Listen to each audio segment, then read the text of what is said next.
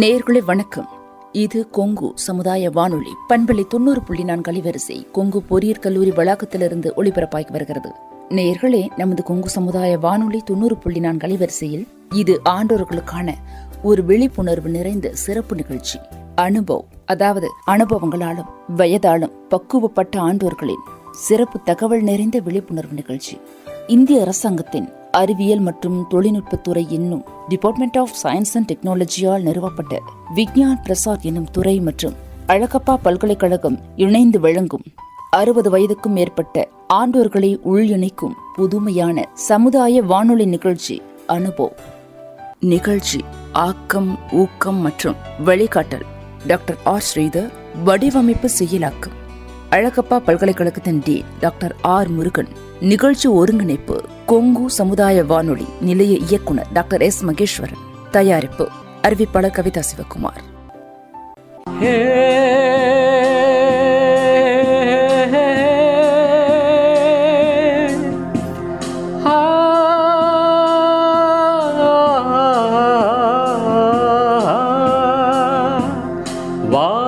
வாருங்கள் தோழர்களே, எங்கள் முதிய தலைமுறையின் புதிய இளைஞர்களே. வாருங்கள் தோழர்களே, எங்கள் முதிய தலைமுறையின் புதிய இளைஞர்களே. நமக்கென ஒரு உலகம், நமக்கென ஒரு வாழ்க்கை, வயது கூட வெறும் எந்தா, இங்கு வாழ்க்கையே ஜாலி வந்தா. வாருங்கள் தோழர்களே, எங்கள் முதிய தலைமுறையின் புதிய இளைஞர்களே. 25 செய்தோம் புரட்சி, 65 எதற்கு அயற்சி. 25 செய்தோம் புரட்சி, 65 எதற்கு அயற்சி. எழுச்சியோடு ஓடி வாங்க, ஆடலாம் பாடலாம், நம் தனித்திறனை காட்டலாம். பாடல் பாடி மகிழ்ச்சியோடு தலையாட்டலாம். அறிவியல் அறிந்து கொள்வோம், வானியல் தெரிந்து கொள்வோம், விண்வெளியில் கூட வீடு கட்டி வாழலாம். வாருங்கள் தோழர்களே, எங்கள் முதிய தலைமுறையின் புதிய இளைஞர்களே. தள்ளாத வயதை தடை செய்வோம், தளராத மனத்தோடு நடை செய்வோம். 1000 உண்டெங்கு அனுபவங்கள் அள்ளி வழங்கிடுவோம். வாருங்கள் கடமைகளை முடித்த கையோடு, உங்கள் கனவுகளை சுமந்து இங்கு வாருங்கள்.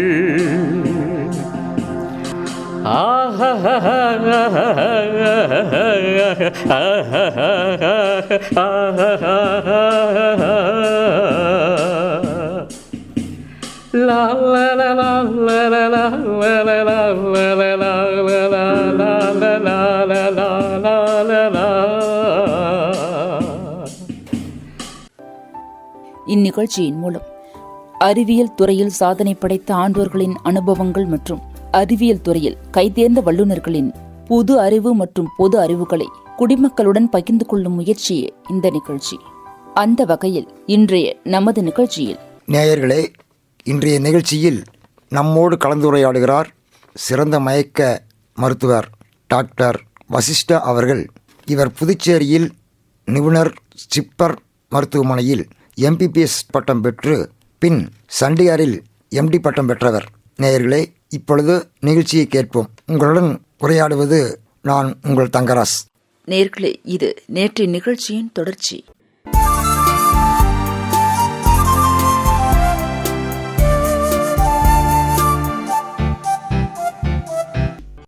வணக்கம் டாக்டர். சார், ஒரு நோயாளி நம்மளோட பார்க்கும்போது அவரோட மனநலம் எவ்வளோ முக்கியமாக இருக்கணும்? இல்லை உங்களை பார்த்தாவே ஒரு பயமாக இருக்கும் எங்களுக்கெல்லாம் வர்றதுக்கு. அது உங்களை பார்க்குறது சொல்கிற கூட ஒரு பயமாக இருக்குது ஒரு சிலருக்கு. இது எவ்வளோ முக்கியமாக என்பது நீங்கள் அது ஏதாவது எங்களுக்கு பயமாக இருந்ததுன்னா நீங்கள் கவுன்சிலிங் இது கொடுப்பீங்களா? எங்களுக்கு ஏதாவது சொல்லிக் கொடுக்க முடியுங்களா? இதை பற்றி எங்களுக்கு கொஞ்சம் விவரமாக சொன்னீங்கன்னா கொஞ்சம் நல்லா இருக்குமேங்க சார். கவுன்சிலிங் இதெல்லாம் செக் பண்ணிவிட்டு பேஷண்ட்டு நாளைக்கு காத்தால சர்ஜரிக்கு வர போகிறாருன்னா என்ன பண்ணணும்? Counselling. So I tell the truth to the patient and the family. எல்லோரும் அப்ஜெக்ட் பண்ணுவாள். நீ இப்படிலாம் பேசுகிறான், நீ பேஷண்ட்டை பேசுகிறான், பயந்துப்பா இல்லையா? முதல்ல he must be confident in me. எங்கள் மேலே நம்பிக்கை வைக்கணும். ஸோ உண்மையை பேசணும். உண்மையை பேசுகிறச்சு ஜாகிரதையாக பேசணும். பயமுறுத்துற மாதிரி பேசக்கூடாது. நீ செத்து போடுவேன் அப்படின்னு சொல்லக்கூடாது. இந்த மாதிரி இதெல்லாம் வரும். இதெல்லாம் நான் பார்த்துக்கிறேன். இதுக்கு எல்லாத்தையும் உடனே ரெக்கக்னைஸ் பண்ணேன், உடனே ட்ரீட் பண்ணுவேன். அதுக்கு உண்டான மருந்து எல்லாம் இருக்குது. இந்த care CARE is definite 100% involve in this. Sir, இந்த அனஸ்தீசியா கொடுத்ததுக்கு பின்னாடி ஒரு நோயாளிகளுக்கோ அல்லது ஏதோ ஒரு இதுக்கோ திடீர்னு ஏதோ ஒரு அசம்பாவிதம் ஏதாவது நடந்திருக்குங்களாங்க சார்? அப்படியெல்லாம் எந்த பிரச்சனையும் இருக்காதா? அப்படிங்கிறது கொஞ்சம் விளக்கமாக சொன்னீங்கன்னா நல்லாயிருக்கும். இதனால் ஏதாவது இத்தனைக்கு மீறி பிரச்சனை வருமா? வரலாம். அது டெஸ்டினி. ஆனால் அதுக்குன்னு சொல்லிட்டு நான் கேர்லெஸ்ஸாக இருக்க முடியாது. I have to do everything as per the protocols and guidelines. Okay. So இதெல்லாம் தெரிஞ்சுக்கிட்டு தான் நீங்கள் கன்சர்ன் கொடுக்கணும். இப்போ ஆஃப்டர் ஆல் தீஸ் திங்ஸ் இதுக்கு ஒரு சின்ன எக்ஸாம்பிள் சொல்கிறேன். இந்த கவுன்சிலிங்கில் ஒரு சின்ன எக்ஸாம்பிள் சொல்கிறேன். ஒரு பேஷண்ட்டு இந்த மானிட்டர்கள்லாம் இல்லாத காலத்தில், ஐம் டாக்கிங் அபவுட் 1980, 81 சொல்லுங்கள். This lady game for uterus எடுக்கணும். அந்த லேடிக்கு ஒரே ப்ளீடிங் ஆகிட்டுருக்கு. It's called dysfunctional uterine bleeding. கர்ப்பப்பை எடுத்தாகணும். சரி, நான் ப்ரீ அனஸ்தெட்டிக்கு போகிறச்சே பார்த்தாக்கா பல்ஸ் இர்ரெகுலராக இருந்துச்சு. நிறைய மிஸ்டு பீட்ஸ் இருந்துச்சு. This we call as ectopics, ventricular ectopics. இது என்ன டேஞ்சர்னா, இந்த மாதிரி நிறைய ஆச்சுனாக்கா பேஷண்ட் செத்து போயிடும். It goes into sort of called fibrillation. You understand what is fibrillation. So அடிச்சு ஹார்ட் நின்றுடும். This can happen under anesthesia. So அந்த ஹஸ்பண்டு ஒய்ஃபு கிட்ட உட்காந்து இந்த மாதிரி உங்களுக்கு இருக்குது, the essential thing is the surgery has to be done. இல்லைன்னா ப்ளீட் ஆகி you are going to have lot of problem. So it has to be removed. அதுக்கு அனஸ்தீசியா கொடுக்காம பண்ண முடியாது. இதில் பகுதி மயக்கம் கொடுக்குறது ரொம்ப ரொம்ப கஷ்டம். பிகாஸ் அதில் டேஞ்சரஸ் ஹார்ட்டை அஃபெக்ட் பண்ணும். ஸோ முழு மயக்கம் தான் கொடுக்கணும். அப்போ தான் என்னால் கண்ட்ரோல் பண்ண முடியும். ஆக்சிஜன் எல்லாம் கரெக்டாக அளவாக கொடுத்து எல்லாம் பண்ண முடியும். இதில் heart can undergo lot of disturbances and eventually I may even lose her on the table அப்படின்னு சொன்னேன். ஹஸ்பண்ட் ஒரு மாதிரி இப்படியே பார்த்தாரு. நான் சொன்னேன், சாரி, நான் ரொம்ப ப்ளண்ட்டாக பேசிட்டேன், பட் அதுதான் ட்ரூத்து அப்படின்னேன். உடனே அந்த அம்மா சொல்லிட்டு, இல்லைங்க, எனக்கு எல்லாம் முடிஞ்சது, எனக்கு உசுறு மேலே எதுவும் பயம் இல்லை, யூ கோ ஹெட், ஆண்டவன் கண்டிப்பாக நம்மளை காப்பாற்றுவார்.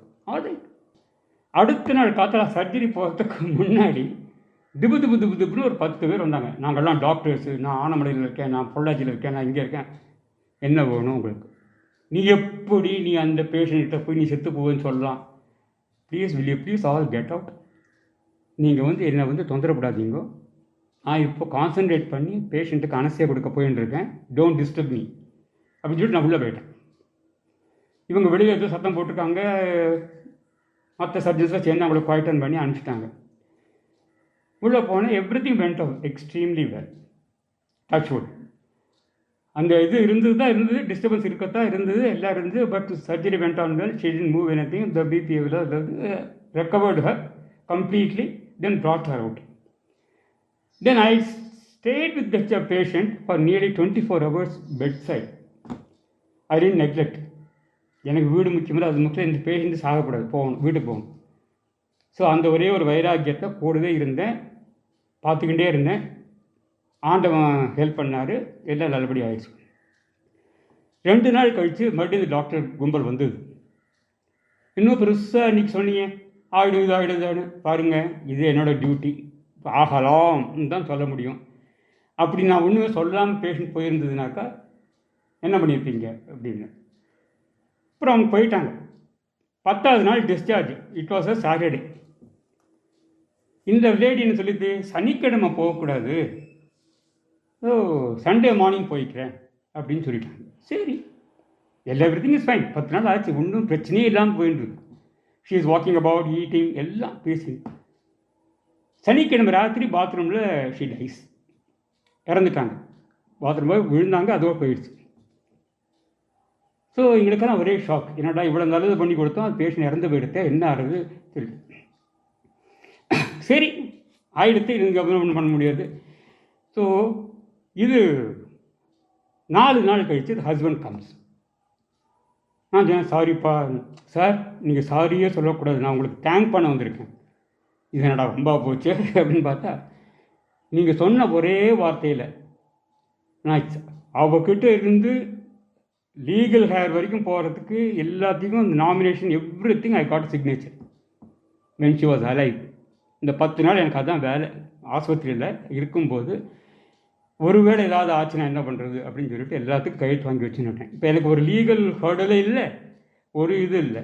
அவள் போனன்றிருக்க போயிட்டா, அவ்வளோதான். நீங்கள் ஒன்றும் தப்பு இல்லையே, நல்லா தான் வச்சுருந்தேன். 10 நாள் நடந்த மாதிரி சாப்பிட்டுன்னு தான் இருந்தா. She die. That's providence and destiny. அதை பற்றி எங்களுக்குன்னு வருத்தம் இல்லைன்னு சொல்லிட்டு எதுக்கு சொல்ல வரேன், உண்மையை பேசுகிறது ஆல்வேஸ் பெட்டர். அண்டு இந்த ஒரு விஷயத்தில் நீங்கள் உங்களுக்கு என்ன சந்தேகம் இருந்தாலும் மயக்க மருந்து டாக்டர் வரும்போது எழுதி வச்சுக்கணும். எழுதி வச்சுக்கிட்டு ஒவ்வொரு கேள்வியாக கேட்கணும். எனக்கு இப்படி இருக்குமா, இப்படி இருக்கும், அப்படி இருக்கும்.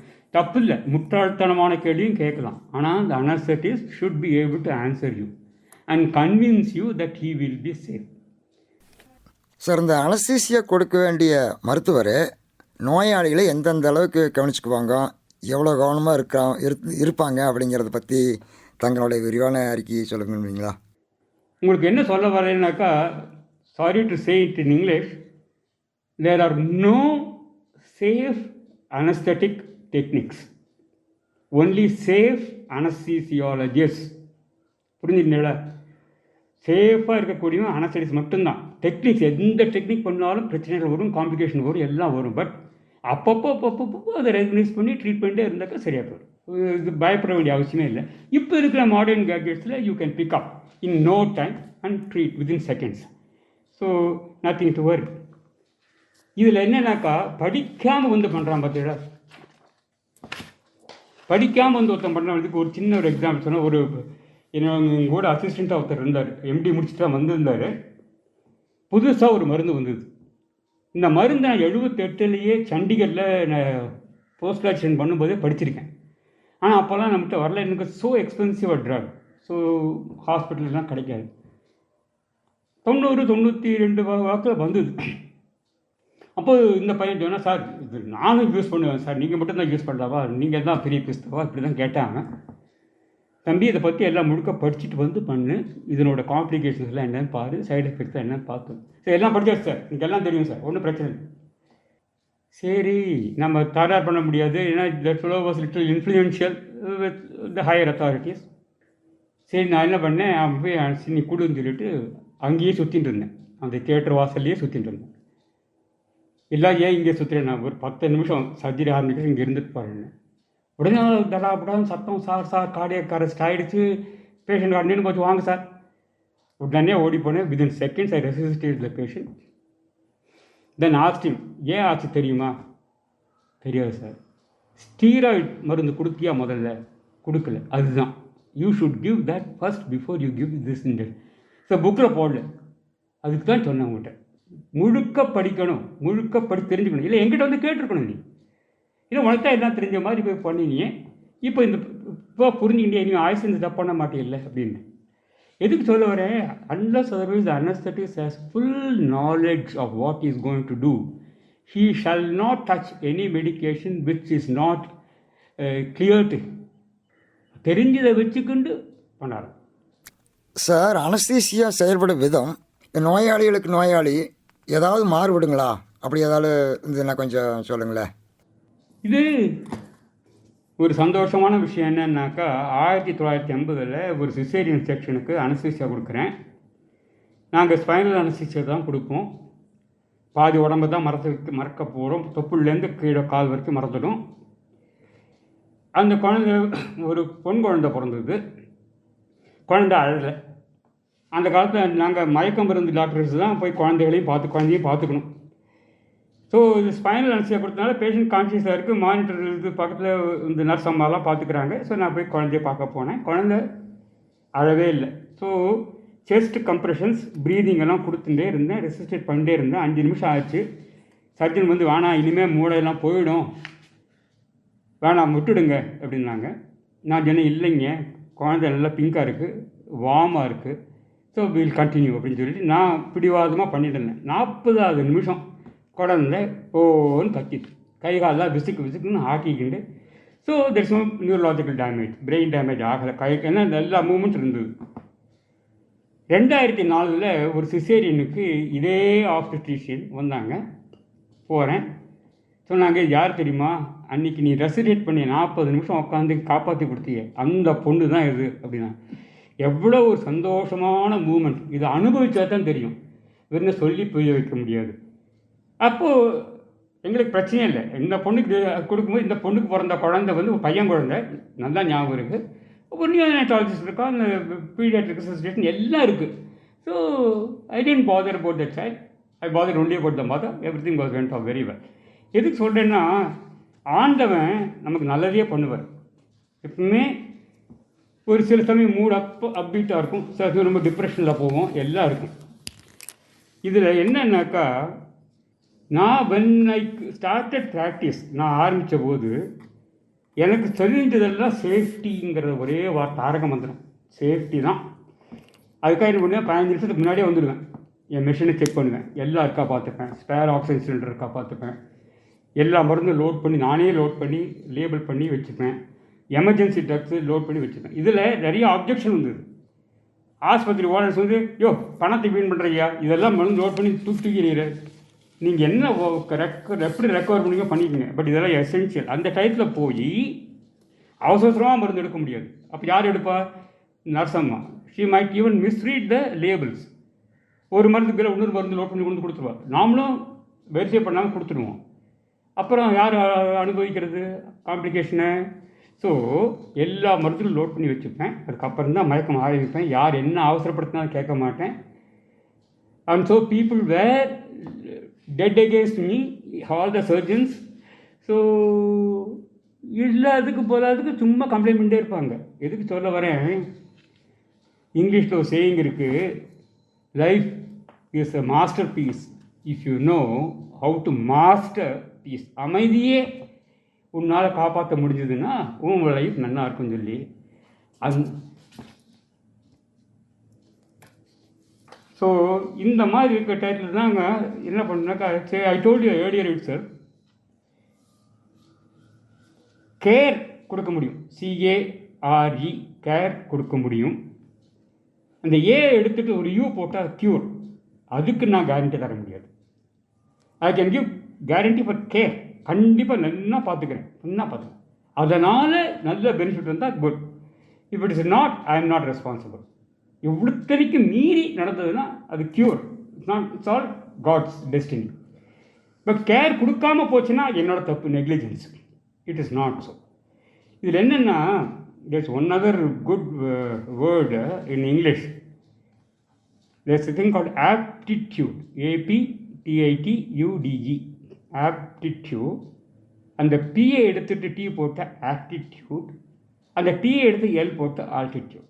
If you have the correct aptitude and a positive attitude, you will reach high altitude. This is what helped me in my life to become a successful anesthetist. Sir, இதுவரையில் பேட்டியோடத்துக்கு ரொம்ப நன்றி. இந்த அனஸ்தீசியா பற்றி நாங்கள் நிறையா தெரிஞ்சுக்க வேண்டிய நிறைய விஷயம் இருந்தது. ஆனால் நீங்கள் சொன்ன விதத்தில் பார்த்தா மக்கள் கொஞ்சம் கவனமாக இருக்கணும், நாங்களும் கொஞ்சம் கவனமாக இருக்கணும்னு தெரியுதுங்க சார். ரொம்ப நன்றி சார், நன்றி.